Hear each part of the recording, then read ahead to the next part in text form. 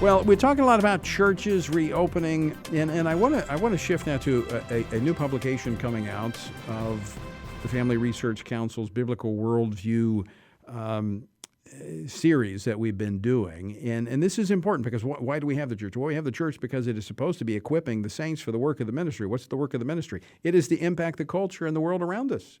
It is the Great Commission. It is go therefore and make disciples, teaching them all things that I have taught you.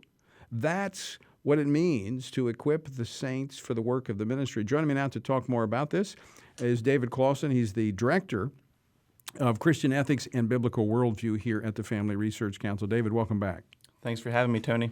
All right, a new publication, actually updated, second version of Biblical Principles for Political Engagement, Worldview Issues, and Voting. Very timely as we are in an election year. Yes, very timely. And I'm really excited that we are launching this completely revised and updated installment on helping Christians think about their political engagement. And I'm really excited on this revised version that FRC has actually partnered with 21 family policy councils around the country. They're co-branding this with us. And Family Policy Council, they just do at the state level what FRC does at the national level, which is helping shape the public debate and formulate public policy.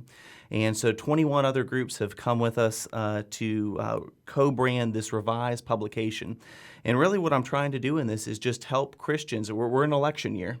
We have 6 more months, and as our focus goes from the virus, which everyone's been rightfully thinking about, and this election continues to loom large, people are going to be engaging in conversations about how to think about the election, and we want pastors and Christians to be active participants in those conversations. And this brochure is really a tool to help Christians think through these moral issues and think about how they can faithfully engage in a way that honors God. From a biblical perspective. Absolutely. So all of these principles, all these issues, they're dealt with from a biblical perspective. That's right. Yes. So, yeah. The Scripture speaks to these things. It always amazes people. Say, the Bible's outdated. Doesn't. If you read it, you will discover that I'm not sure of another book that's more relevant that you could pull off the shelf. It speaks to every issue we face. It really does, and I really, when I was coming to write this and to revise it, thinking about what are the major moral issues that people are talking about right now in our society. And many of those issues, including abortion, religious liberty, race, poverty, economics. These are issues that are being grappled with right now in the public arena.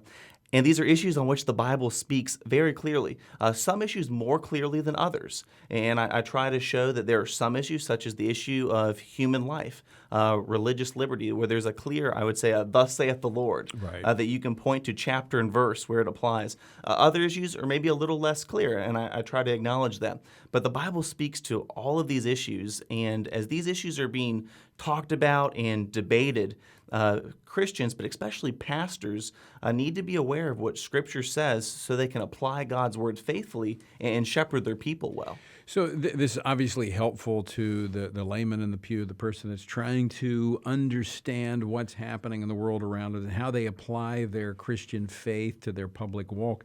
But this is, as you mentioned, it's also a tool for pastors. It really is, and that I'll tell you, when I sat down to revise this, and I really did revise this from cover to cover, I really had pastors on my mind. And one of the reasons is I know in the last election cycle there was a couple prominent pastors that were trying to give good advice, and they said, I'll preach on issues when they come up in the text, but beyond that, I don't really want to do voter registration. I don't want to pass out voter guides because that's not really an issue for the church. And I really try to push back on that kind of mindset. And, pastors shouldn't be saying, pronouncing a thus saith the Lord where they have no right to. But when the Bible speaks clearly to some of these issues that are now political issues, I would argue they're actually theological issues first and foremost. Absolutely. I think our pastors need to be doing more. And my hope is that this resource will show pastors ways they can think about issues.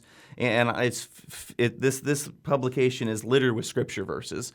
This isn't just my opinion or some political talking head on TV. I really tried my hardest, and I got a lot of good advice too. from pastors and whatnot on the issues they're dealing with. But what does Scripture say on these first-tier moral issues, such as human life, and then applying that to the public sphere? Yeah, I would agree with what you said just a moment ago, that these issues are first and foremost spiritual issues. They're theological issues. For instance, life, marriage.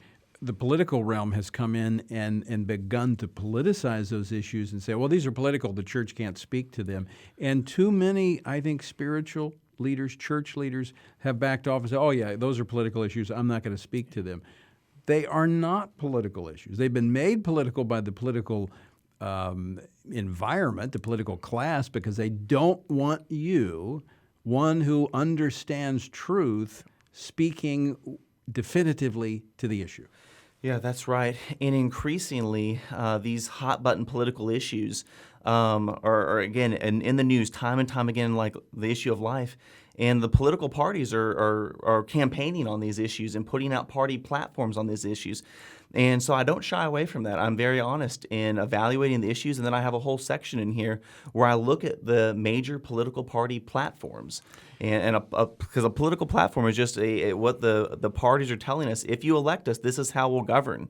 And 80% of the time, upwards of 80% of the time, Republicans and Democrats govern in line with their platform. So I ask the question, what do the platforms say on first-tier moral issues? David Closson, let me ask you this question. As Christians, will we be held accountable for how we vote? I believe so. Absolutely. I think the Scripture is clear. Romans 13, especially as American Christians, where we have our political futures in our hands, I absolutely think that there's a God-delegated responsibility and that we will have to give an answer for that. And I also believe that, as I've said many times, as Americans, we have a right to vote, but as Christians, I believe we have a responsibility to vote.